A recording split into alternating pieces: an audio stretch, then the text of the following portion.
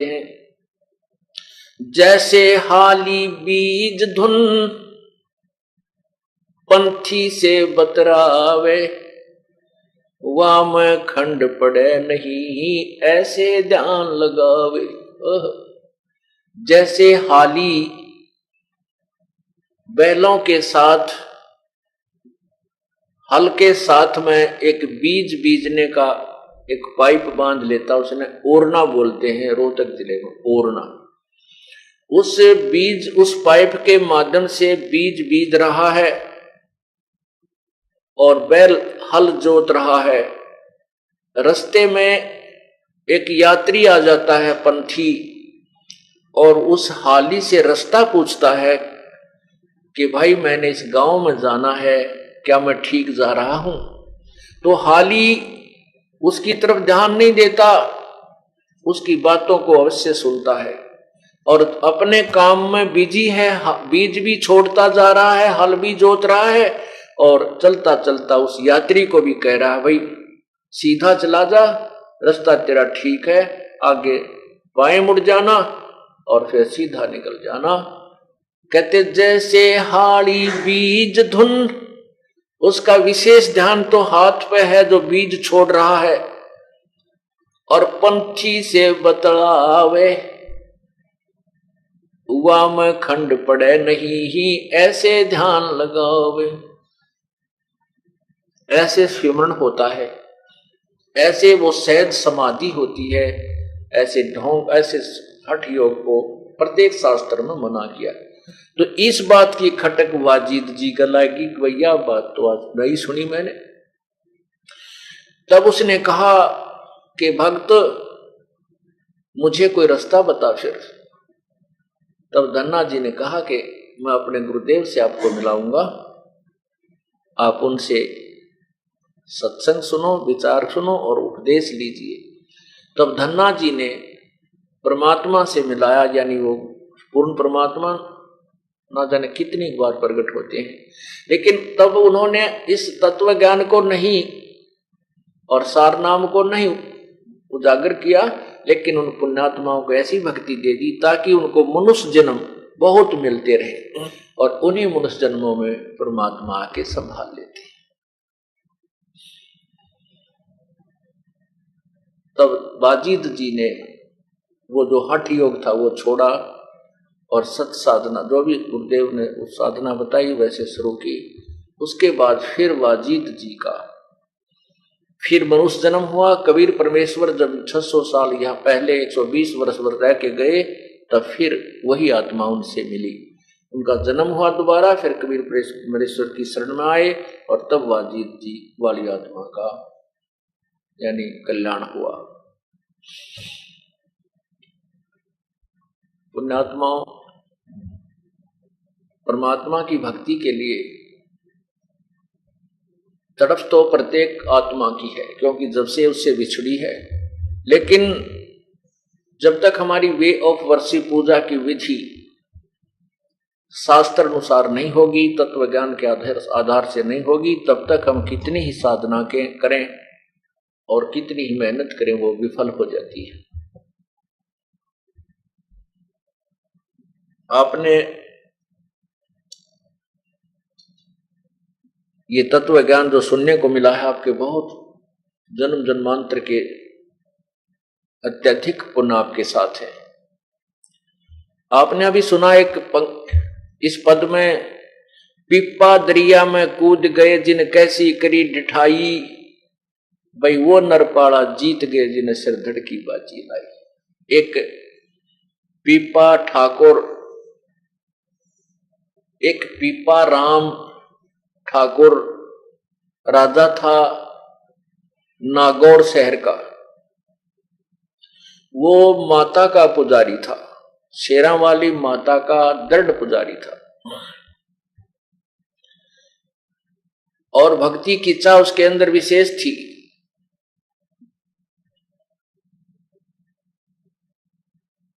भक्ति की इच्छा उसके अंदर विशेष थी और वो संतों महात्माओं के समागम अपने घर पर करवाया करते थे। उधर से पूर्ण परमात्मा कबीर देव जी काशी में प्रकट थे और स्वामी रामानंद जी को उन्होंने तत्व ज्ञान से परिचित करवा दिया था। उसके बाद रामानंद जी की मंडली उस तत्व ज्ञान का ही प्रचार किया करती थी, आन उपासना को मना करने लगे। एक दिन रामानंद जी की मंडली और पीपा ठाकुर राजा के नगर में वहां पर किसी के यहां सत्संग कर रहे थे, तो राजा को पता चला, तो राजा ने उनको अपने पास भी बुला लिया। तो उसमें उन्होंने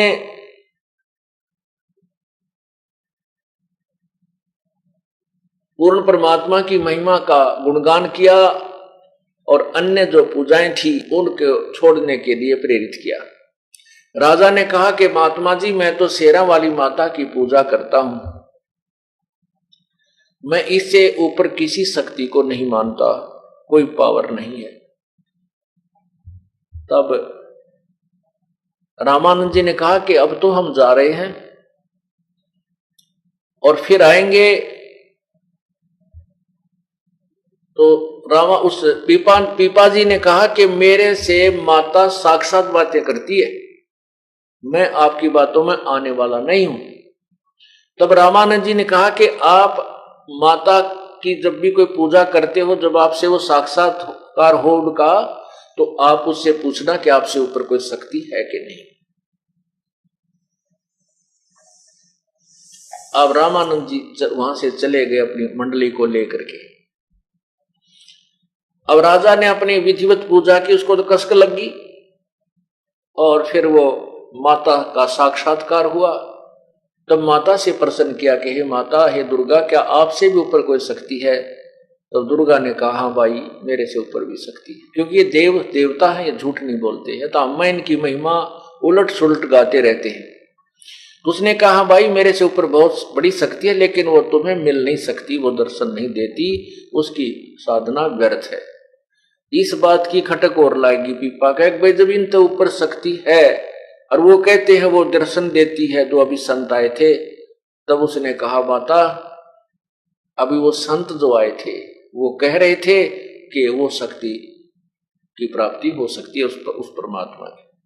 नो बोली, भाई अगर तूने उससे उस परमात्मा से मिलना, हर कोई मिलाने वाला मिल जाता तो कोशिश कर लेना।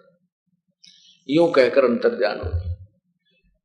अब दोबारा जब वो रामानंद जी गए मंडली लेकर के, तो तत्व ज्ञान सुना और कहा, मैंने माता से पूछ लिया है कि वास्तव में और शक्ति है, तो मैं आपके साथ चलूंगा, मैं इस राज्य को त्यागता हूं। अब उसने रामानंद जी ने सोचा, ये राजा ही तो किरा कौन से मूड में है, और फिर यू वहां जाकर शर्मा दर्द करेगा, कहेगा मेरा राज छुटवा दिया, फलाना करवा दिया। तैनू बोला, जी अभी तो हम कहीं और जा रहे हैं और आश्रम की तरफ नहीं जा रहे हैं, आप फिर वहां आश्रम में आ जाना। अब राजा उसने कहा, भी ठीक है। उधर से उसकी 3 रानियां थी। हाँ, उसकी 3 रानियां थी राजा पीपा की। तो वो तीनों रानियों ने भी कहा कि हम भी आपके साथ चलेंगी, हम भी आपके साथ चलेंगी।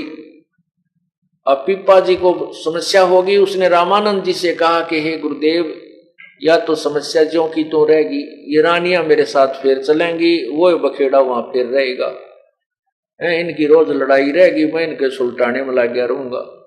हे भगवान, अब इन तो पीछा और छुटवाओ, आपका कोई विधि बताओ। तब परमात्मा रामानंद जी ने कहा कि एक तरकीब है, तीनों को बुलाओ।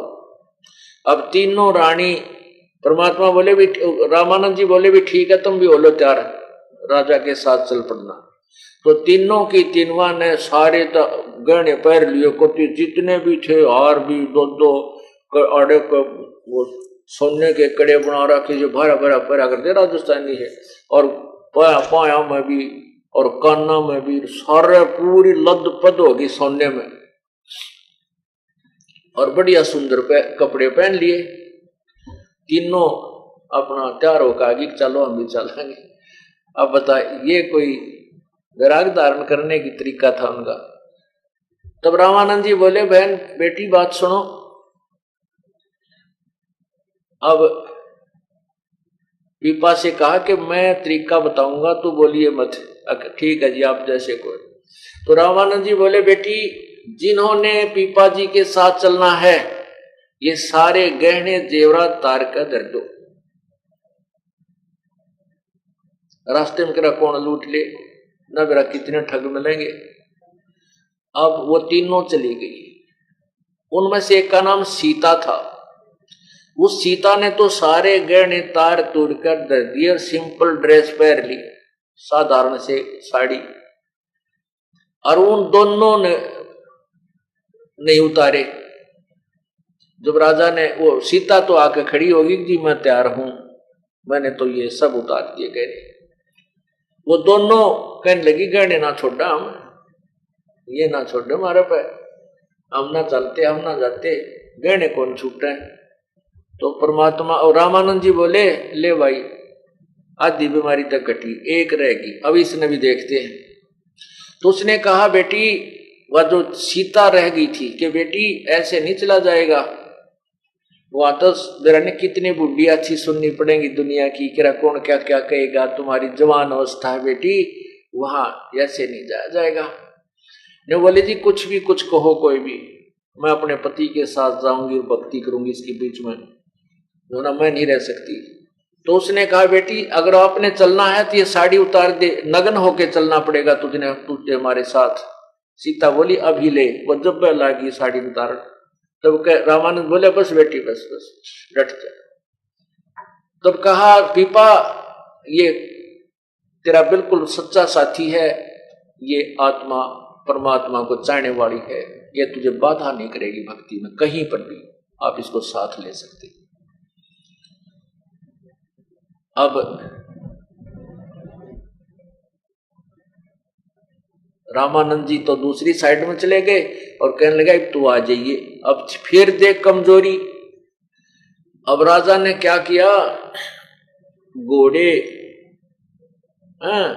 और उन 15 धन धर लिया, कूड़ा ले जाऊंगा, फिर वो धन धर के घोड़िया पे अब भंडारा करूंगा गुरुजिया के पास जाके, और घने घोड़े ले रहा। तो 5-7 दिन के बाद वो रामानंद जी के आश्रम में पहुंच गया, सारे साजबाज ने लेकर, सैनिक भी साथ में। तब रामानंद जी के पास राजा पहुंचा, साथ में वो उसकी पत्नी थी।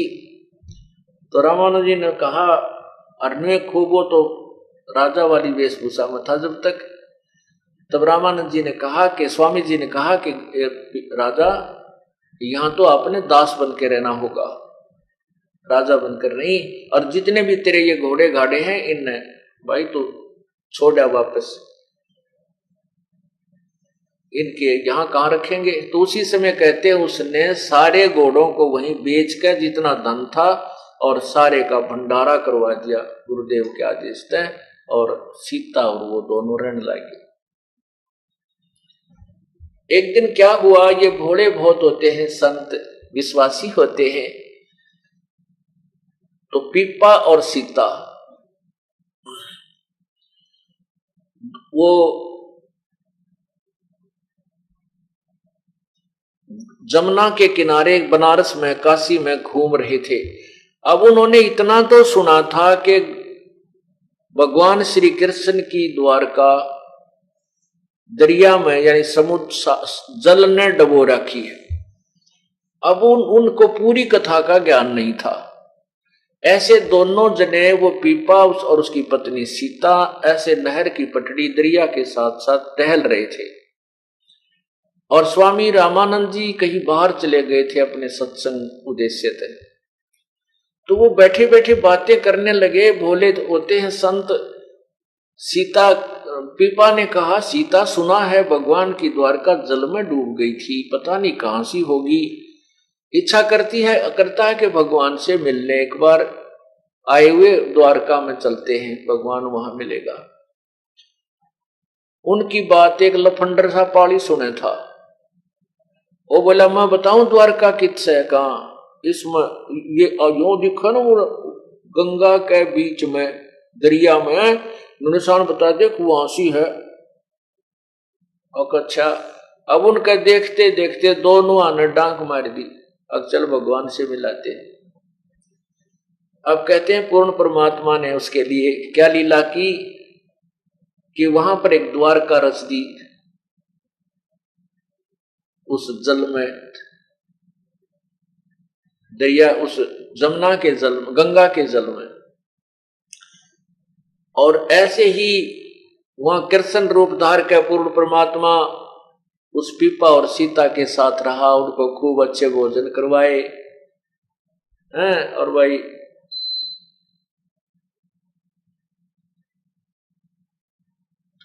एक यानी 7 दिन तक उनको वहां रखा मेहमान बना करके। उधर से क्या हुआ कि वहां आसपास नगरी में शोर मच गया कि 2 भगत, 2 साधु और गंगा में डूब कर मर गए। उस पाड़ी ने धमकावे, सारे उस ग्वाले को धमकावे और उसको बुरा भला के निकम्मे तूने क्या किया, यू तूने क्या कहा इनको। उस पाली ने बताया, ग्वाले ने कहा कि ये मेरे से न्यू पूछे थे कि यहाँ बताते हैं द्वारका है जल में, वो कहां सी है। मैंने तो मजाक कर दिया, कुआरी इसको बीच में है, वो बीच के अंदर है दरिया में। इन्होंने मेरी दूसरी बात सुनी है, कोई ना डांक छलांग लगा दी। दो भक्त मर गए, 2 भक्त मर गए। दरिया का पानी था, उसमें लाश भी ना पावे, तेरा कित जावे। तो कहते 7 दिन तक परमात्मा ने वो वहां रखे। और 7वें दिन कहने लगे भगवान हम जाते, हमारे गुरु जी आगे होंगे। पूर्ण परमात्मा बंदी छोड़ने का, अच्छा बेटा जाओ, और यूं करो ले एक अंगूठी दे देता हूं, दोनों के इसी बढ़िया सोने की अंगूठी छाप पहना दी और उस पर लिख रखा कृष्ण, श्री कृष्ण। क्योंकि वो श्री कृष्ण माता तो ऊपर के श्री कृष्ण जी ने मान बैठे, क्योंकि अब पुराना रंग भी जल्दी से नहीं जाता, तो उस पर लिखा श्री कृष्ण। वो दोनों बार आए 7वें दिन, तो वहां आसपास के लोग देख रहे आदमी ये दोनों जिंदे आ गए, तो सारे भाग के इकट्ठे हो गए। खेतों वाले कहने लगे आप मर गए थे। तो बोला हम क्यों मरे, वो जो भगवान नहीं बचते, हम तो भगवान से मिलकर आए हैं, श्री कृष्ण जी की द्वारका में गए थे और वहां 7 दिन भगवान के साथ वहां ग्वाल बालों में खेल कर आए हैं। वो कहने लगे नहीं जस्ती, देखो भगवान ने हमारे को छाप दी है अंगूठी, दोनों पैर एक एक। अब पुण्यात्मा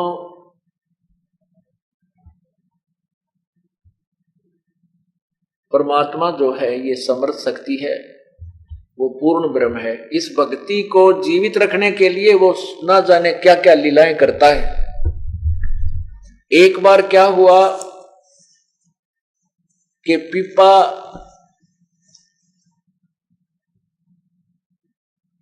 और सीता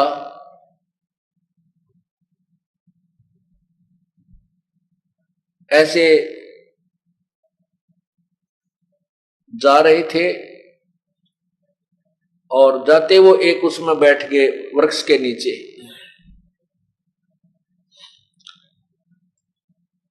एक सेठ वहां पर आया और उसने कहा कि बाबा जी तेरे को भूख लगी होगी। कहाँ भाई, भूख तो लगी जाती है। तो उनको भोजन कराया, अच्छी तरह आहार करवाया। फिर कहने लगा कि इस औरत का तू क्या करेगा बाबा जी, ये दुखी हो रही तेरे साथ, इसको मेरे साथ भेज दे, मुझे दे दे। मैं बोला ले जा भाई, तेरा भलाओ, मैं भी दुखी हो रहा हूं, इस तरह ले जा। और सीता उसके गेल उठ कर चल पड़ी। अब जा भगवान, तो सेठ के पास जा, इसको आवश्यकता होगी रोटी टूका बनाने की, खाना खुना बनाने की, चली गई। अब उसने सेठ ने तो ऊपर चौबारे में छोड़ दी, तू यहाँ नहा धो ले और कपड़े कुपड़े बदल ले, अच्छे बढ़िया कपड़े ला दिए। अब सेठ जी आध घंटे के पाछे गया, ऊपर कुआड़ खोले तो वहां शेरनी का रूप धारण करके वह शेरनी दिखाई दी। और सेठ जी तो उल्टा कुला करता हुआ पड़काले में कानून लोट करता हुआ तड़ा आगे पड़ा, मर गया मर गया मर गया, क्या हो गया? तो किसी नहीं बताओ, भाजा गया जहां पीपा जी बैठे थे। कहने लगे महाराज जी उसने ले आओ ना भाई, राख तो है अभी तो कुछ दिन राखते ले, आज भी ना पूरा भी दिन ना होया रहता है। ने बोला नहीं कति मर जाएगा मैं तो मार दिया, बोला वो शेरनी बन की बात है। जब पीपा गया ने बोला आजा भगवान, इसे बुद्धिहीन तो बहुत मिल लेंगे अपन को। इस प्रकार पुण्यात्माओं परमात्मा के नाम पर लगने के बाद कुछ आपत्तियां भी आती हैं, परमात्मा उनकी मदद भी करता है। एक दिन क्या हुआ, पीपा जी जा रहे थे शहर में, एक मुसलमान के घर जन्म एक तेलन बैठी थी दुकान, वो अपने घर पे बाहर मतलब कहीं मिल गई रास्ते में। और राजा और पीपा ने कहा कि बेटी राम राम बोल, राम राम। ने बोली क्योंकि मुसलमानों में कहते हैं कि राम नाम जब बोल रहे हैं जब कोई मर जा, वैसे राम नहीं कहते वो। तो मालन बोली कि राम राम क्यों बोलूं, हमारा कोई मर रहा है, तुम बोलो राम। ने बोला अच्छा राम राम कोई मरने के बाद बोला जाता है? कहा हमारे तो मर जाना कोई जब राम बोला करें। पीपा कहे तेरा कौन इसम, तेलन कहे तेरा कौन इसम, तेरा कौन धर्म है, तू मुझे राम राम कहने को बोल रहा है? पीपा बोला तेरा मरियो खसम। अक्चल राम तो बोल रहे तेरा खसम मर जाएगा, पति मर जाएगा। अब मालन घर पे आई, देखा तो तेली जो है अपने उस बैल के लिए घास को ठीक चारे को ठीक करे था, न्यार रोड़े था, चनों का घास था, उसको ऐसे करके उसमें तो वो मोटे मोटे लकड़ी से बाहर निकाल दिया करें उसको, पशु को खाने में दुखी ना हो, ऐसे कर रहा था। तो उधर से संत ने कहा तेरा मरियो कसम, ओढ़े लो डिग गया, वो मर गया। अब पीपा और तेली मर गया। और जो ही उस तेलन ने आके घर पर देखा तो तेली मरा पड़ा। तो वो आसपास के लोग इकट्ठे हो गए और कहने लगे लाओ किताब बोलो इब राम राम। पीपा जी फिर पहुंच गए, अकमाई ले ही बोल तू राम राम। अरे पति मर गया तेरा, अब तो राम बोलेगी। तब पाया पड़ गए सारे, और जितने भी परिवार के सदस्य थे सारी कहानी बताई उसने जी, ऐसे ऐसे मेरे से मुख से ये निकल गया कि तुम बोलो राम थारे मर जा, जब तुम बोलो हमारे कोई मर गया, जब हम तो तब बोलते हैं, हमारा कोई मरा थोड़ा ही है। तो ये बोला ले तारा मरे जागा, तेरा पति मर जाओ। फिर तब बोलेगी भगवान का नाम तू। फिर पैर पकड़ लिए सारे उस कुल के लोगों ने, मालन ने, उस तेलन ने भी माफी मांगी। तब परमात्मा ने वो पकड़ कर उस पीपा जी ने पकड़ कर बाजू और तेली खड़ा कर दिया, उठ भाई। तब उनको प्रचार समझाया कि भगवान के नाम में ये भिन्नता मत करो, राम कहो, अल्लाह कहो, साहेब कहो चाहे खुदा, और सर्व आत्मा साहेब की वो ना ही कहो से जुदा। वो सब आत्माओं से एक परमात्मा की है। तुम ऐसी बाढ़ बना कर मत बैठो, हम राम नहीं कहें, हम अल्लाह नहीं कहें, नहीं, ये सब शक्ति बोधक शब्द हैं उसी परमात्मा के। तो पुण्यात्माओं, जब रामानंद जी थक गए और कहा कबीर प्रभु से कि प्रभु आप ही संभालो सारे साथ बात रहे, तब परमात्मा ने उस पीपा जी को भी, कबीर परमेश्वर ने पीपा जी को, रविदास जी को और मीराबाई को और भी बहुत से जो उनके उपदेशी थे जो उनको उपदेश दिया और उनका कल्याण किया। अब पुण्यात्माओं, साधना पूर्व जन्म की जो साधना थी उस पिछले जन्म की कमाई से ही इतनी हिम्मत आती है कि दरिया में कूद जाना, अपनी पत्नी को किसी के साथ भेज देना। उनको विश्वास इतना दृढ़ बन जाता परमात्मा पे कि इसको आंच नहीं आ सकती, ये सत्य के ऊपर है और प्रभु हमारे साथ है। तो इतना दृढ़ विश्वास होना भी कोई बालकों का खेल नहीं है। ये भी पूर्व जन्म जन्मांतर के ना जाने कितने जन्मों की पुण्य कमाई आपके साथ होती है। लेकिन भविष्य में, वर्तमान में यदि कोई साधना ठीक नहीं मिलती है तो सब धरी की धराई रह जाती है और सब नरक के भागी बनते हैं।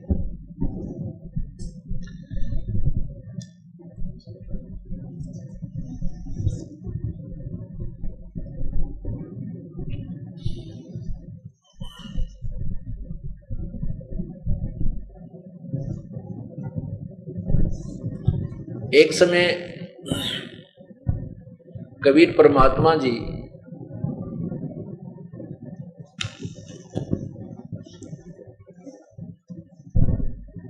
किसी भक्त के यहाँ सत्संग, वहां काशी में, बनारस में सत्संग किया करते थे। तो वहां एक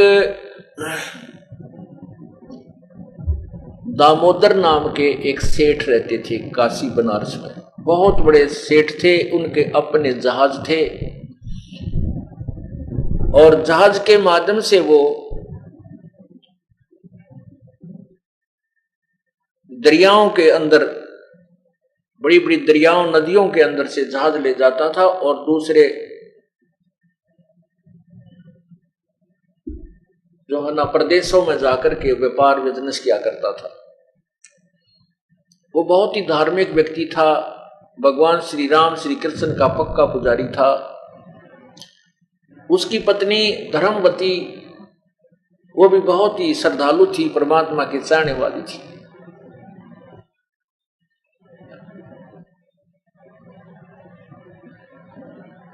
उसको कुछ शारीरिक तकलीफ भी रहती थी और वैसे परमात्मा की चाह उसमें अत्यधिक थी। एक दिन परमात्मा ने कृपा की कि वहां एक उस दामोदर सेठ के घर के आसपास ही सत्संग किया। अब वो धर्मवती भी सत्संग सुनने के लिए आ गई। सत्संग के अंदर परमात्मा ने यही तत्व ज्ञान सुनाया। अब वो धर्मवती जो थी बहुत पुजारिन थी, अन्य आन उपासना भी बहुत करती थी, लेकिन बुद्धिमान बहुत थी। परमात्मा ने पूरा ज्ञान समझाया कि ब्रह्मा विष्णु महेश की पूजा जो की जाती है, इन पूजाओं से मोक्ष नहीं होता। और भी आत्म ज्ञान समझाया और भक्ति के मार्ग में चेतावनी दी। क्या कहा? सत्संग में बताया,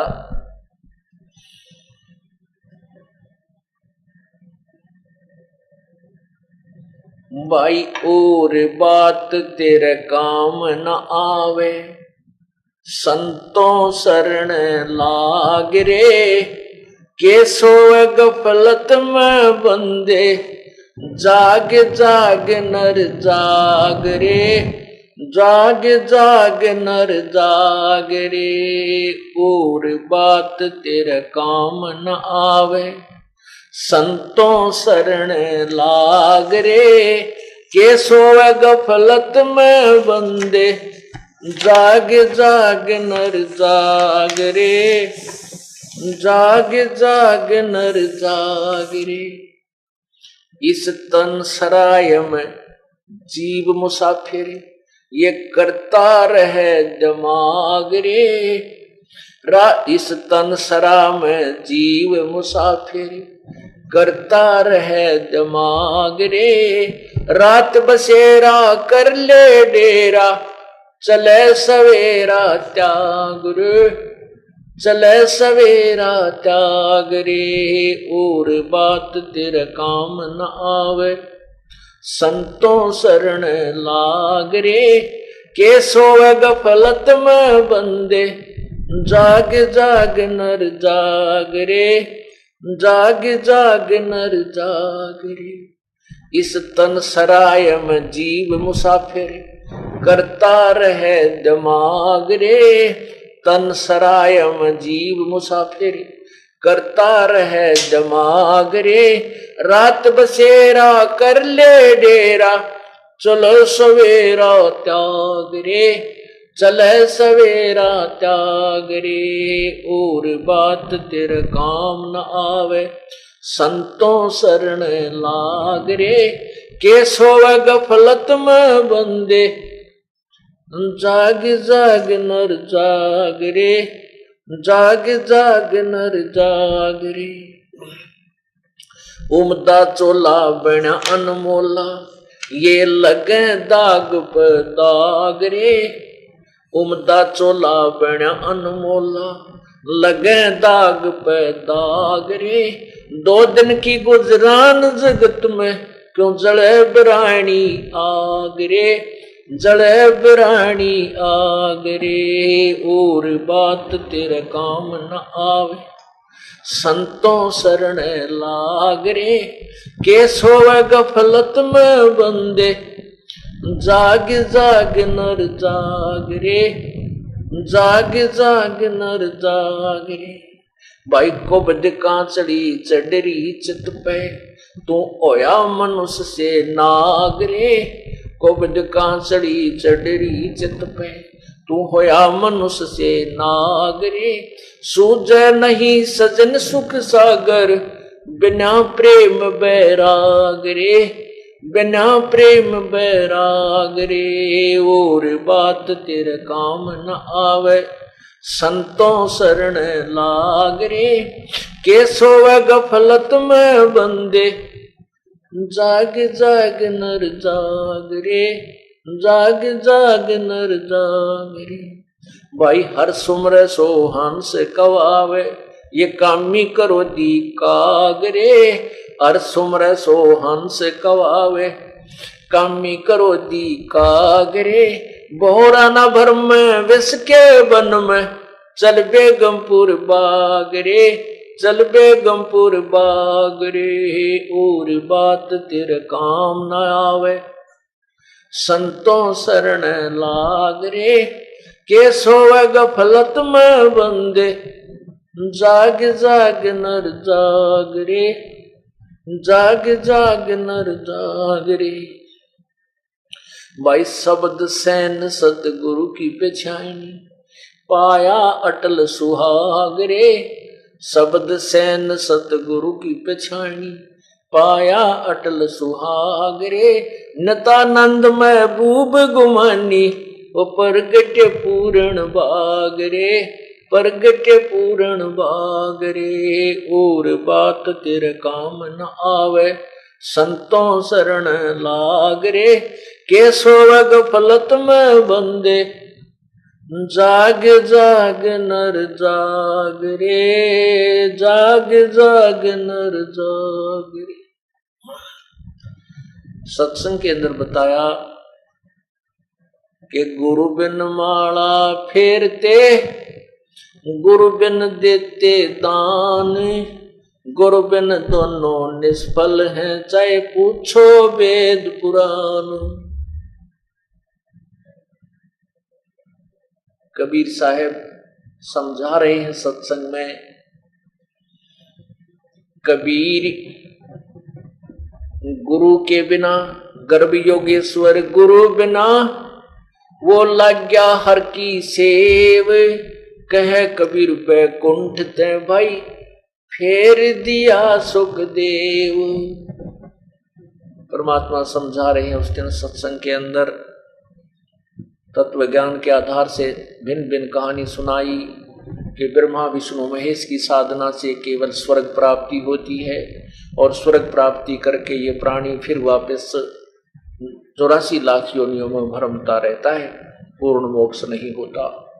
पूर्ण ज्ञान समझाया, सृष्टि रचना सुनाई, और फिर कहा कि साधना भी जो की जाती है वह गुरु के बिना, वो भी गुरु पूर्ण हो, गुरु के बिना मोक्ष नहीं हो सकता। गुरु बिन वेद पढ़े जो प्राणी, समझे न सार रहे अज्ञानी। गुरु बिन काहु न पाया ज्ञान, जो थो था वो छड़े किसाना। गुरु गर्भ योगेश्वर, गुरु बिना, जो माँ के गर्भ में उसको ये ज्ञान हो गया था सुखदेव को कि भक्ति बिना गुजारा नहीं प्राणी का। 12 वर्ष तक माँ के गर्भ से पेट से बाहर नहीं आया। 12 वर्ष के बाद जब बाहर आया तो उठकर घर से भाग लिया, माता पिता को दर्शन भी नहीं दिए, अपनी और नाल कमर पर डालकर भाग लिया। वो आगे जाकर अपने आप पर काट पीट कर और नाल और भक्ति में लग गया। और पूर्व जन्म की साधना के कारण उसके अंदर इतनी प्रेरणा थी और उसी कारण से स्वर्ग में वैकुंठ में भगवान विष्णु के लोक में चला गया। उसका गुरु नहीं था कोई भी, इसलिए सुखदेव ऋषि को भी वैकुंठ से स्वर्ग से वापस भेज दिया गया। फिर राजा जनक गुरु किए, फिर कीनी हर की सेव, कह कबीर वैकुंठ में उल्ट मिले सुखदेव। फिर गुरु राजा जनक से गुरु उपदेश लेकर के उस सुखदेव ऋषि ने फिर भगवान की साधना की तो फिर वो स्वर्ग में चला गया। और भी बहुत सी कथाएं सुनाई। तो वो धर्मवती जो दामोदर सेठ की पत्नी थी, वो गई तई थी चल संता के सत्संग सुन लिया करते हैं। और उसने तो ऐसा सुना उसकी तो जो ना अंदर से आत्मा जबरदस्त जागेगी। और उसने सोचा कि मैं जो पूजाएं कर रही हूं ये तो बिल्कुल व्यर्थ है और साथ में गुरु के बिना साधना तो बिल्कुल गलत होती है। अब वो इतनी अपने पति की इतनी वफादार थी कि उनकी आज्ञा के बिना कोई भी कार्य नहीं करती थी।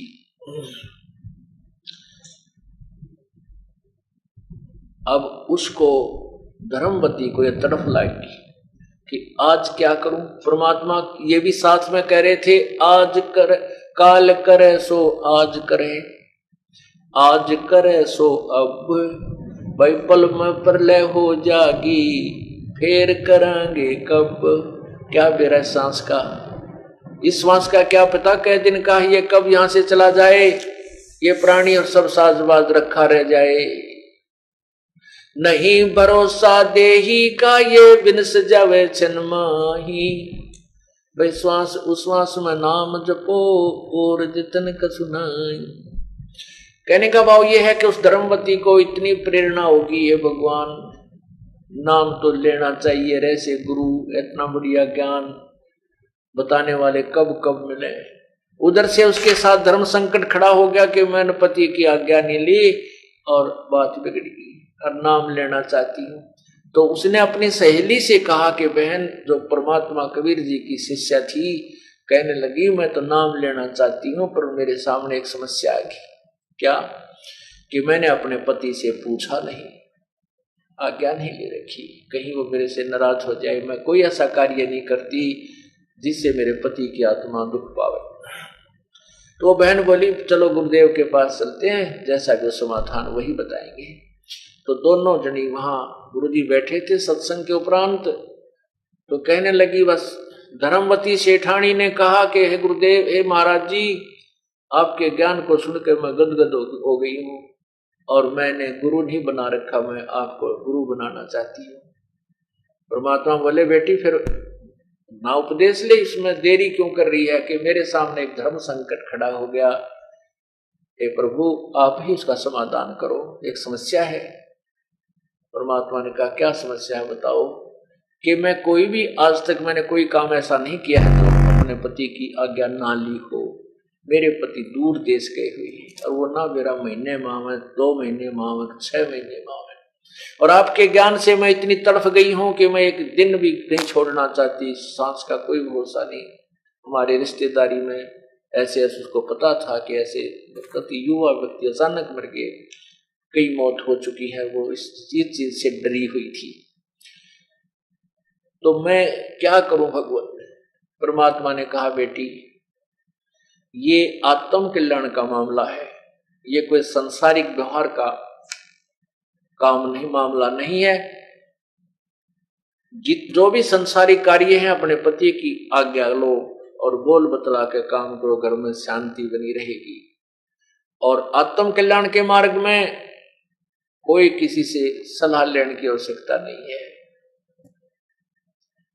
आपका और सेठ जी का जितना भी संयोग है उसके बाद आपका रास्ता अलग है, उसका रास्ता अलग है।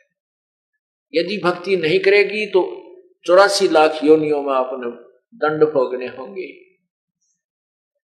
तो उसको ये बात समझ में आ गई, हे प्रभु मैं नाम अवश्य लेना चाहती हूँ। और आपने ये बात स्पष्ट कर दी कि आत्म कल्याण के मार्ग में किसी की सलाह की जरूरत नहीं है। अपने जीवन का स्वयं जिम्मेवार होता है प्राणी। और अपने पति को भी समझाना, भला मानस बताती है तो वो भी हो सकता है तेरे साथ ही भक्ति परमात्मा का साधना करने लग जाए। तो उसने कहा ठीक है गुरुदेव, मेरी लज्जा रखना, मेरा पति मेरे से नाराज ना हो। उस भक्तमती धर्मवती ने परमात्मा से उपदेश ले लिया और कुछ दिनों के बाद वो सेठ जी वापस आ गए।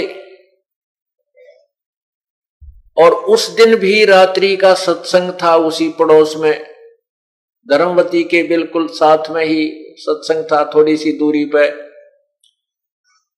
अब वो धर्मवती बहुत समझदार थी, उसने सोचा आज मैं अपने पति से प्रार्थना करूंगी। जब वो खाना खाने लगा, सेठ जी ने खाना जब खा लिया, तब धर्मवती ने कहा जी मेरे से एक गलती बन गई, आप मुझे क्षमा कर देना। अब वो दामोदर सेठ कहने लगा कि मेरी पत्नी पर मुझे पूर्ण विश्वास है कि वो ऐसी गलती नहीं कर सकती जिसको मैं क्षमा ना कर सकूं। अब जी मेरे पर बहुत गलती बन गई, आप माफ कर देना। अब कोई बात नहीं, बताओ क्या गलती बन गई? कि मैंने आज तक कोई भी कार्य आपकी आज्ञा के बिना नहीं किया था, परंतु यहां पड़ोस में एक सत्संग हो रहा था और मैं सत्संग सुनने चली गई उस सहेली के साथ, और महाराज जी ने ऐसी बढ़िया बढ़िया बातें बनाई। महाराज मेरा तो नाम लेने को दिल कर गया, मैंने गुरु बना लिया, आपसे पूछ नहीं सकी।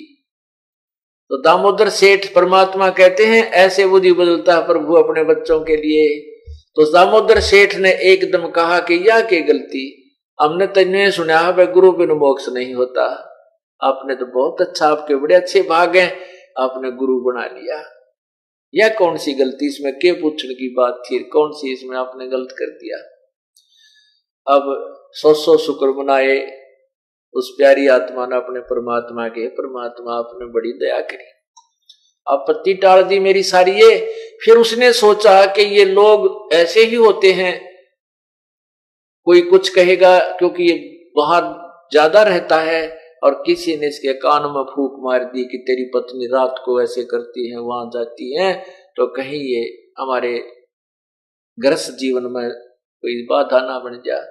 और ये ऐसा भक्त है, एक बार अपनी आंखें देख लेगा उस सत्संग में जाकर के, फिर ये किसी की नहीं सुनता, तो सारा संसार कुछ कहता रहे नहीं सुनेगा। तो उसने मन में सोची कि एक बार सेठ जी को वो सत्संग स्थल दिखा दूं, गुरु जी क्या क्या बात बताते हैं, हम बहन भाई वहां सत्संग में जाते हैं तो किस प्रकार रहते हैं, कैसी हमारी क्रियाएं हैं। तो उसने कहा जी आज ना गुरु जी का यही सत्संग है, थोड़ी सी दूरी पे है, और मेरी सहेली चलेगी। मैंने उसको कहा बहन मैं तो अभी डट के आऊंगी, सेठ जी आगे खाना खुना खिलाऊंगी, और वो चलेगी, मैं अकेली रहेगी, आप मेरे साथ सत्संग में चलोगे।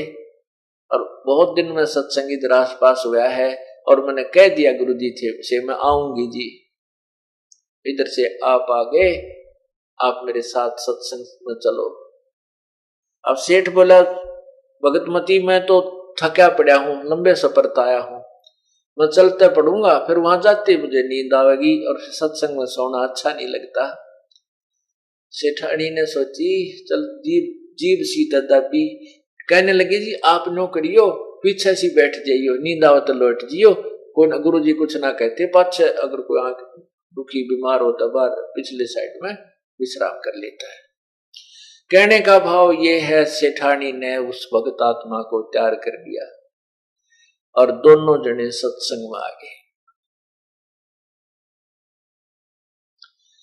अब सत्संग में जब आए तो बैठ गए और सत्संग प्रारंभ हो गया। अब परमात्मा ने बताया कि ये सौदा फिर नाही संतो यो सौदा फिर नाही, ये लोहे जैसा ताव जाते काया देश राही।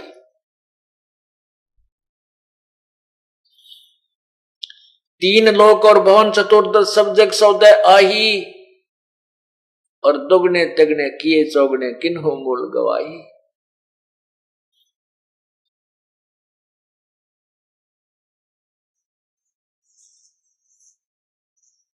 ये सौदा फिर नाही संतो यो सौदा फिर नाही।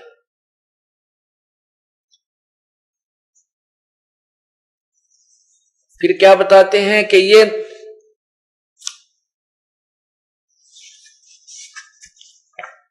बंडा फूटे लेखा हो लेखा दरगा माही,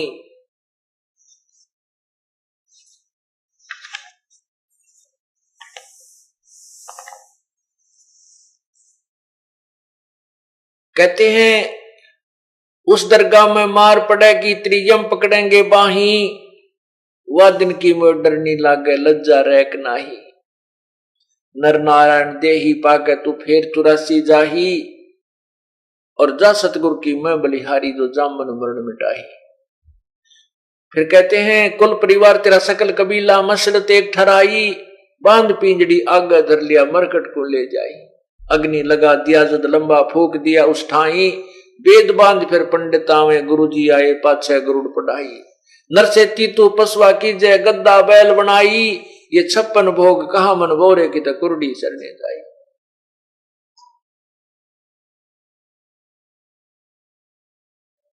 और जय सतगुरु की कहते हैं बहुत श्राद्ध खान को प्रेत सला पे जा बराजे पितरों पिंड भराई, और बहुत श्राद्ध खान कुआए फिर काग वे कलमाई। जय सतगुरु की संगत करते तेरे सकल कर्म मिट कट जाई, अमरपुरी पर आसन होते जहां धूप ना छाई। पूर्ण परमात्मा ने सत्संग में ऐसे वचन कहे कि भाई अब तो हम आलस भी कर जाते हैं, भक्ति में भी आलस कर जाते हैं, और जब हम पशु बैल पक्षी बन जाएंगे, बैल बन गए, तो कोई आलस नहीं करने देगा। और फिर क्या आहार होगा पशु बनने के उपरांत?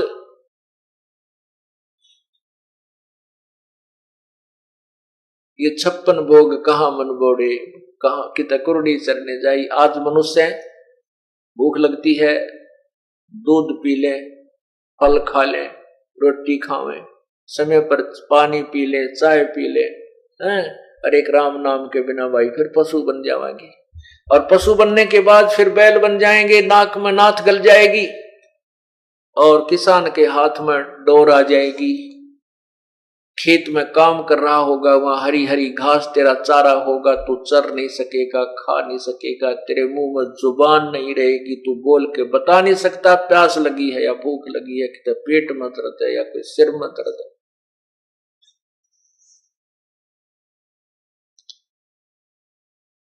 अब सेठ जी को कहां नींद आवे थी पुण्यात्मा का, उसके कहते कलेजा धड़कन लग गया, दिल की धड़कन बढ़ गई, तरह गजब हो गया, या तो बहुत बूढ़ी बनेगी। क्योंकि पुण्यात्माओं प्रत्येक व्यक्ति जो पूर्व संस्कारी होते हैं साधना अवश्य करते रहते हैं।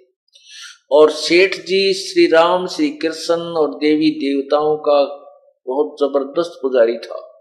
उसने जहाज के एक पूरे कक्ष में सभी देवताओं की मूर्तियां सजा रखी थी, सबकी जो तगड़ी पूजा करता था, आरती उरती करता था, क्यों सफर लंबा होता था, जाते आते भी खूब टाइम लग जाता, और फिर वहां भी अपने व्यापार बिजनेस करते समय भी जहाज में आकर विश्राम करता था, तब भी अपनी उसमें खूब पूजा, सारी मूर्ति राम की, कृष्ण की, सभी देवताओं की, देवी की, ब्रह्मा विष्णु महेश की, सबकी लगा रखी। फिर परमात्मा ने यह भी बताया कि भाई गुरु सतगुरु की पूजा जब करे तो आन उपासना नहीं करनी होती। गुरु के वचन पर जो डट जाता उसको मोक्ष होता है। गुरु जी जो साधना बताते हैं सतगुरु वही करनी चाहिए। और गुरु के बिना मुक्ति नहीं होती। गुरु बिन माला फेरते, गुरु बिन देते दान, गुरु बिन दोनों निष्फल हैं से पूछो वेद पुराण। अब सेठ जी कहा तो थका हुआ था, सेठानी उसकी तरफ देख रही थी, उसको मालूम था कि ये इतनी पुण्यात्मा का आदमी है, ये एक बार गुरु जी के वचन सुन लेगा, ये मेरे से भी 21 भक्ति करेगा, क्योंकि वो सत्संग परमात्मा के सुन चुकी थी। और उसको सेठ जी के स्वभाव का भी पता था कि बहुत निर्मल आत्मा है, ये तो और शीघ्र ग्रहण करेगा। अब सत्संग समापन हुआ। उस देवी से, अपनी पत्नी से उसने कहा, दामोदर सेठ ने कहा, भगतमती मैं तो नाम लूंगा। वह बोली जी एक आधा सत्संग और सुन जोग ना, बस सुन लिया मैंने जो सुनना था, मैं तो नाम लूंगा। गुरु जी से पूछ ले मुझे उपदेश दे देंगे। तो वो कहने लगी जी मैं पता करती हूँ, इनकी मौज है, आज्ञा मौज हो जाते दे भी देंगे, पता कर लेती, अब पूछ ले बस, मैं तो नाम लूंगा। कहते एक के चोट से धारिया जिन मिलन दाचा, एक के बात बतेरी, जिसने भगवान की इच्छा होती है, जो परमात्मा चाहते वो बकवाद नहीं, घड़ी नहीं घटते, अपना कल्याण करवाने की तरफ तुरंत मुड़ जाते हैं। तो सेठानी जाकर, भगतमती जाकर बोली धर्मवती के हे गुरुदेव, आज आपका बच्चा भी आया है, मेरे पति दी आए हैं, हे भगवान आपने बड़ी सुनी। मैंने तो डरती डरती ने कहा था कि मैंने उपदेश ले लिया, आप नाराज तो नहीं हो जाओगे। ये भगवान इतना सुथरा बोला गुरुदेव आपकी कृपा से। ने बोला बहुत अच्छा किया, गुरु तो गाड़ बनाते हैं और गुरु बिन मोक्ष नहीं बताते, आपके तो बड़े अच्छे भाग हैं। और आज मैं उसको इनको इसलिए लाई थी कि आपके वचन सुनते ही बात न मान सकता है, और नहीं तो कम से कम अपनी आंखों में देख लेगा कि लोगों की बातों में ना होगा कि बकवादी लोग पता नहीं क्या क्या कह देते हैं, रात तेरी औरत बाहर जाती है तेरे पीछे हैं, और कहीं इसके मन में कच्चापन ना आ जाए। गुरुदेव लाई तो मैं न्यू थी विशेष कर इसको कि अपनी आंखों देख लेगा वहां की व्यवस्था को, फिर ये संसार की नहीं मानता, चाहे धरती इधर से उधर हो जाए, ये नहीं सुनेगा किसी की, जब आंखें वहां की व्यवस्था देख लेगा। तो लाई तो मैं न्यू थी, परंतु आपकी बात इसके समझ में आ गई। प्रभु उपदेश लेने की कह रहा है, आपकी आज्ञा हो तो बुलाऊं अगला बेटी। और सत्संग इसीलिए किया जा रहा है कि ये प्राणी परमात्मा से जुड़े। तो सेठ जी को वो लड़की बुला ले कि आ जाओ, होगी रजा आप पे। सेठ जी ने जाते दंडवत प्रणाम किया। परमात्मा ने समझा कि दामोदर सेठ जब भक्ति गुरुदेव की भक्ति करते हैं तो एक एक वचन का पालन करना पड़ता है, तभी आपकी जो है ना भक्ति सफल होती है। कहा जी आप जैसे कहोगे गुरुदेव मैं वैसे ही करेगा आपका दास। भाई और जो भी मूर्तियां हैं, जो भी तू साधना करता है वो त्यागनी पड़ेंगी आपने, क्योंकि जिस वैद्य से आप दवाई ले रहे हो या कोई वैसे अपने आप से गोलियां दवाई खा रहे हो, तो वो गोलियां वो दवाई त्यागनी होती है जब दूसरे वैद्य से दवाई ली जाती है। हम जो साधना बताएं ये वही करना, वो पहले वाली ना, दूसरी मत करना, नहीं तो रिएक्शन भी हो जाती है। कहने लगा जी जो आप कहोगे वही करूंगा गुरुदेव, जो आप कहोगे वही करूंगा। कि भाई वो सब जो आपके पास जो मूर्तियां हैं वो हटा देना, केवल परमात्मा की अपने गुरुदेव की मूर्ति ही घर पे रखनी चाहिए। सारा कुछ समझा दिया। और ये और पूजाएं जो करते हो ये नहीं करनी। दामोदर सेठ बोला जी आपकी जैसे आपकी आज्ञा वैसे ही करूंगा। अब उसने वहां कबीर परमात्मा का हाथ से बना हुआ चित्र मिल रहा था बाहर, वो ले लिया गुरुदेव का। पहले कारीगर बड़े जबरदस्त हुआ करते, हाथ से जो की तो मूर्ति बना दिया करते थे और वो बाहर बेच रहे थे। वह मूर्ति ले ली, उपदेश ले लिया और फिर से सफर के लिए तैयारी कर दी, अपने बिजनेस के लिए, व्यापार के लिए जहाज में चल पड़ा। उसके जहाज में और भी बहुत से व्यापारी लोग, बिजनेसमैन जाते थे, बड़े बड़े सेठ जाते थे। वो किराए पर माल लाते थे और सेठ जी भी किराए पर अपने जहाज से किराया भी उनसे लेता था। अपना धंधा ऐसे भी करता था और बिजनेस भी करता था। अब जहाज चल पड़ा तो वो दूसरे सेठ थे जो व्यापारी लोग थे, उन्होंने देखा कि रे दामोदर, वो सारी मूर्तियां थी कहाँ गई। दामोदर सेठ ने क्या किया, जहाज में जाते ही जब जहाज चला तो वो सारी मूर्तियां जितनी भी धर रहा था उठा के और समुद्र में प्रवाह कर दी, जल प्रवाह कर दी, और एक मूर्ति अपने परम पिता की लगा ली, कबीर परमेश्वर की। तो वो दूसरे सेठा ने देखा, लाला जी तो इतना जबरदस्त पुजारी था, इसने पूरे कमरे के चारों तरफ तस्वीरें ला रखी थी, आज एक भी कोई ना, यू एक इस भगत से की मूर्ति लाए बैठे है। तो सेठ दामोदर से उन सेठा ने कहा, लाला जी वो नास्तिक हो गया तू। तो दामोदर बोला, नहीं नास्तिक क्यों हो गया भाई, मैं भक्ति करता हूं। कि वो सारे भगवान की मूर्तियां कहां गई भाई, मैंने गुरु बना लिया, अन्यों क्या करें, गुरु की पूजा में और पूजा नहीं करनी होती। कहने लगे, भाई ईसा कौन गुरु बना लिया तने? कि कबीर साहब, कबीर जी, सदगुरु कबीर जी मेरे गुरुदेव हैं। अच्छा भाई, यो कबीर तुझे पार कर देगा?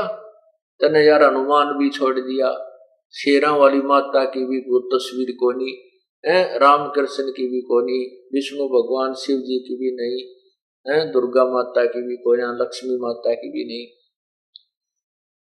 ने बोला, भाई हमने तो जो है ना भक्ति करनी है, गुरुदेव ने आदेश दे दिया, जो उन्होंने साधना दी है वही कर रहे हैं, और देख गुरु जी का फोटो रखा और मैं पूजा करता हूँ। तो उसकी खूब हंसी मजाक करने लगे। न बोले, रत्न तेरे तो फूट गए बाग कति, तने ऐसे भगवान छोड़ दिए, एक इस जुलाहे के ऊपर आश्रित होकर बैठ गया, तेरा बेड़ा गर्क होगा।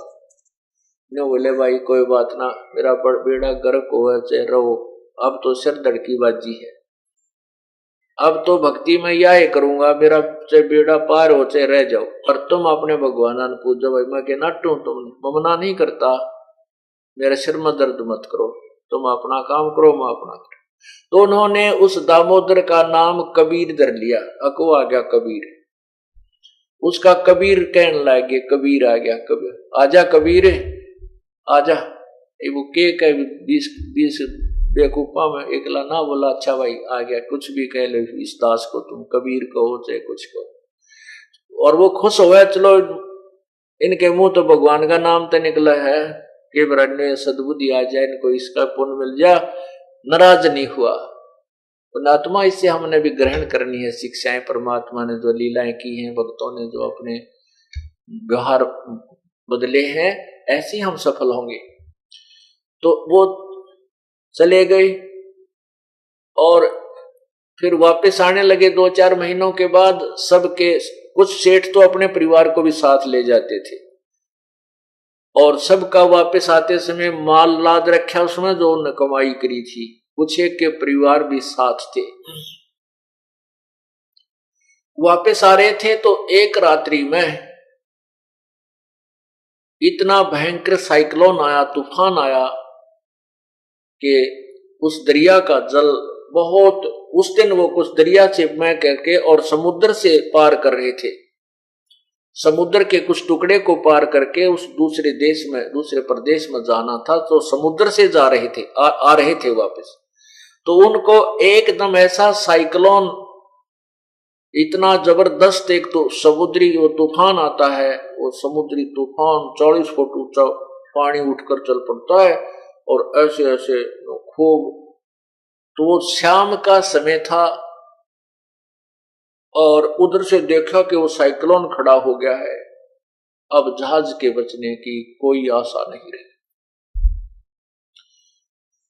और पता था कि घंटे 2 घंटे में 3 घंटे में ये समुद्री तूफान हमारे तक पहुंच जाएगा, रात हम गए। और उधर से वो जहाज ऐसे ऐसे हिलने लगा, वो जो तूफान की जो लहर चल ही रही थी, अभी आया नहीं था।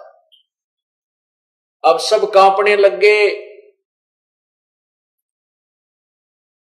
और अपने अपने भगवानों को याद कर रहे हैं, और दामोदर सेठ ऐसे अपना कमर लाए बैठा है। वो कोई क्रिया नहीं कर रहा है।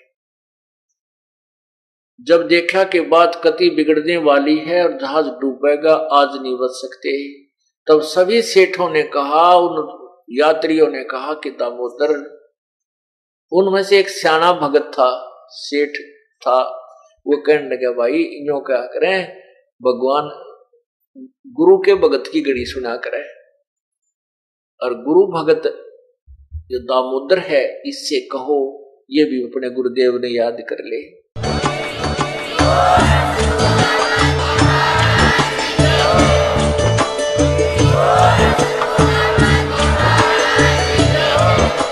अगर आप ये वीडियो YouTube पर देख रहे हैं तो हमारे चैनल को सब्सक्राइब करें और बेल आइकन को दबाना ना भूलें। अगर आप Facebook पर ये वीडियो देख रहे हैं तो हमारे पेज को लाइक करें।